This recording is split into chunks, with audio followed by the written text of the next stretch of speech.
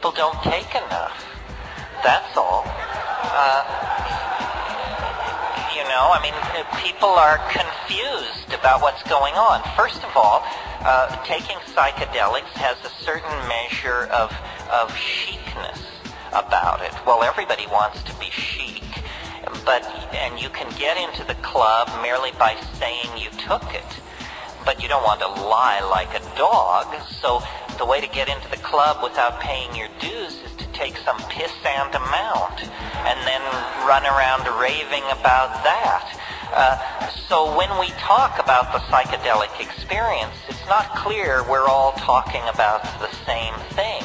It's sort of like talking about France, and you have the people who changed planes in the airport, and the people who moved there for 30 years and learned the literature and got a job and married the locals. So the way to do psychedelics is, I believe, at higher doses than most people are comfortable with, and rarely, and with great attention to set and setting. The social use of psychedelics in the club scene or at rock and roll concerts and so forth, I mean, when I go to those kind of scenes, I just smoke pot.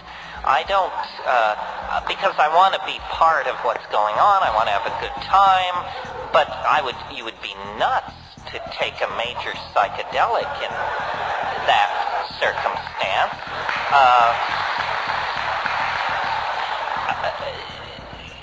Socially dense environments filled with light and noise are a strategy for coming down. You know, I mean, if you took a drug you didn't like, the smartest thing to do would be to jog around the block 10 times and then chop a bunch of wood. Very similar to dancing your ass off, in other words. So the way I recommend doing psychedelics is in silent darkness, and with as little input from other people as possible. I mean, I say alone if you are experienced. If you're really confident, just alone, for crying out loud. If that gives you pause, and you must have a sitter, and let's use the word sitter, not guide. My God, nobody's guiding you anywhere. They have no more notion where you are than, you know, we know where Judge Carter is at this point.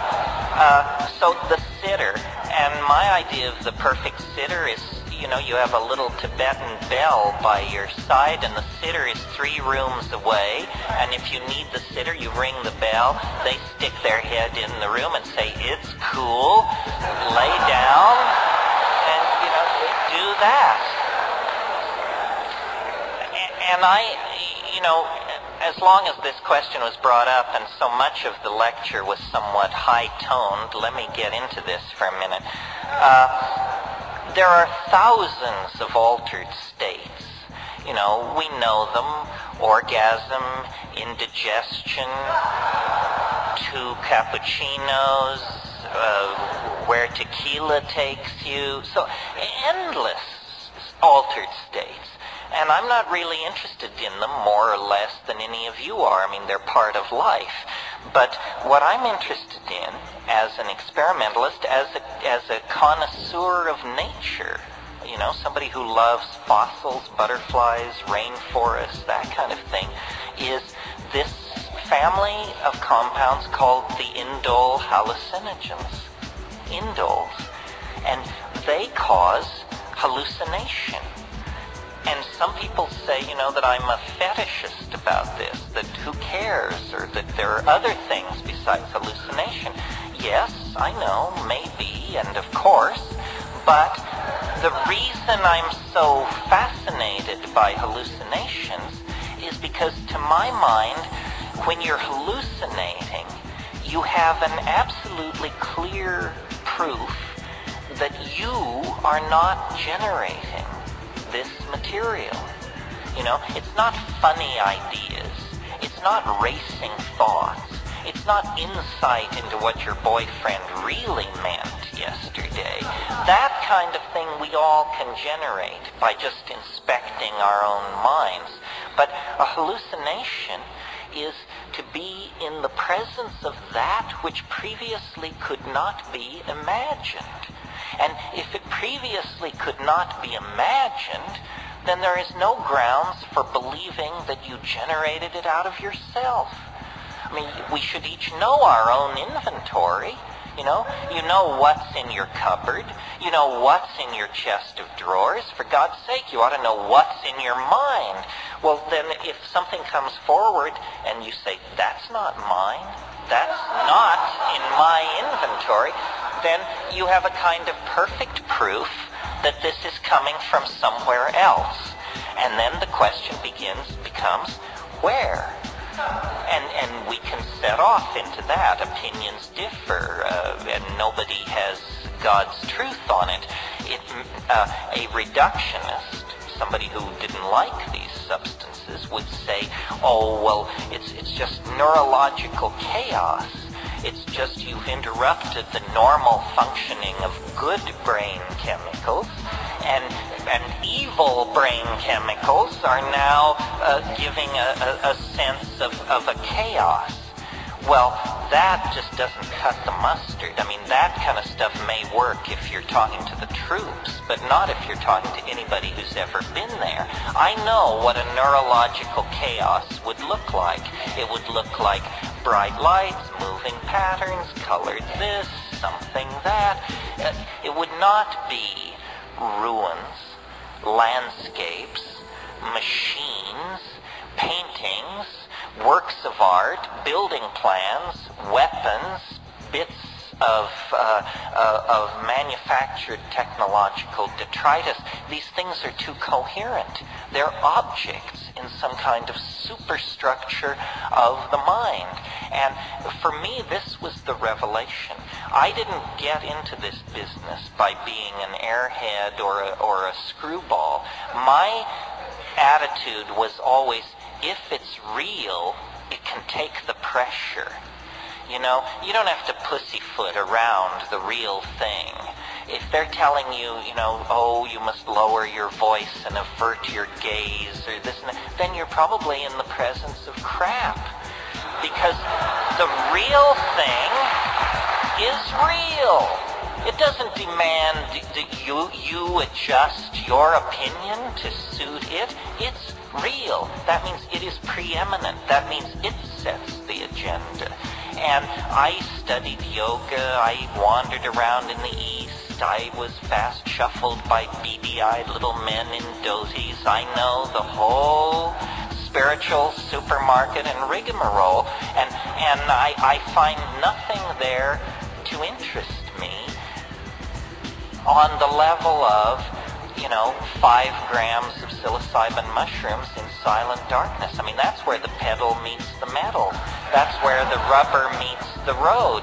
And the inspiration for me to get up and talk to an audience like this simply comes from the fact that I cannot believe that this could be kept under wraps the way it has. I mean, I kidded with you earlier that they would make sex illegal if they could. Well, they can't, so it isn't. But the psychedelic experience is as central to understanding your humanness as having sex, or having a child, or having responsibilities, or having hopes and dreams. And yet it is illegal. We are somehow told we are infantilized. We're told, you can wander around within the sanctioned playpen of ordinary consciousness, and we have some intoxicants over here. If you want to mess yourself up, we've got some scotch here and some tobacco and red meat and some sugar and a little TV and so forth and so on. But these boundary-dissolving hallucinogens that give you a sense of unity with your fellow man and nature are somehow forbidden. This is an outrage. It's a sign of cultural immaturity, and the fact that we tolerate it is a sign that we are living in a society as oppressed as any society in the past.